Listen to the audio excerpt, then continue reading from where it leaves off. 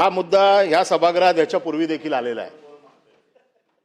सभागृहामध्ये मंत्री ज्यावेळेला उत्तर देतात तेव्हा ते शासनाचा प्रतिनिधी म्हणून उत्तर देतात आणि पैशाची नुसती घोषणा करून चालत नाही, त्याची अर्थसंकल्पामध्ये तरतूद करावी लागते। मी मागच्या वेळेला ह्याच प्रश्नावरती हा प्रश्न विचारला होता की मंत्री महोदयांना काय माहिती आहे का वित्त खात्यामध्ये पिंक बुक असतं, व्हाईट बुक असतं। त्यावेळेला त्यांनी सांगितलं होतं नाही मी मंत्री म्हणून सांगतोय मी ह्या वर्षात कुठल्याही परिस्थितीत पैसे देईन, ग्रीन बुक असतं। आता कुठल्या आधारावरती हे मंत्री महोदय सांगतात मी पैसे देणार? खरं म्हणजे हक्कभंग आणला पाहिजे होता त्यांनी। बाळासाहेबांच्या नावाने सुरू केलेला प्रकल्प, बाळासाहेबांच्या नावाने सगळे उदो करून पक्ष फोडला, ते लोक आज बाळासाहेबांच्या नावाने सुरू झालेल्या प्रकल्पाची अशी अवहेलना करतायत। पैसे देऊ शकत नाहीत, मान्य करतात सभापती महोदय सभागृहामध्ये की आम्ही पैसे देत आहेत। आता पुरवणी मागण्यांमध्ये देखील याची व्यवस्था नाहीये, पुरवणी मागण्यांमध्ये देखील कुठल्याही पुस्तकात त्याची व्यवस्था केलेली नाही। पुढच्या बजेटमध्ये येईल की नाही माहित नाहीये।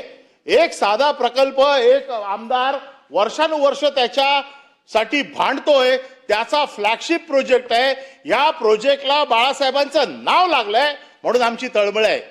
आता त्यांचा मतलब संपला असेल म्हणून तळमळ संपली असेल, पण प्रश्न हा आहे की बाळासाहेबांच्या नावाने सुरू झालेला फ्लॅगशिप प्रोजेक्ट त्याच्यासाठी जर सरकार पैसे देऊ शकत नसेल तर मंत्र्यांवरती हक्कभंग आणायचा का? कारण मागच्या वेळेला मंत्र्यांनी सांगितलेलं आहे की मी पुढच्या वेळेच्या अधिवेशनाच्या अगोदर हे पैसे देऊन टाकीन, काढा पाहिजे तर पाठीमागचं प्रोसिडिंग।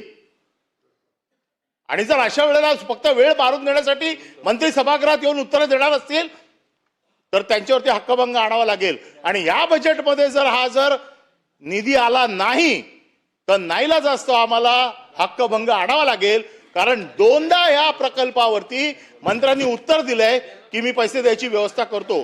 आणि म्हणून माझं स्पेसिफिक प्रश्न असा आहे की येणाऱ्या बजेटमध्ये, आता पुरवणी मागण्या तर संपल्या, पुरवणी मागण्या आल्या, येणाऱ्या बजेटमध्ये या हळद प्रकल्पावरती आपण पैशाची तरतूद केली आहे का?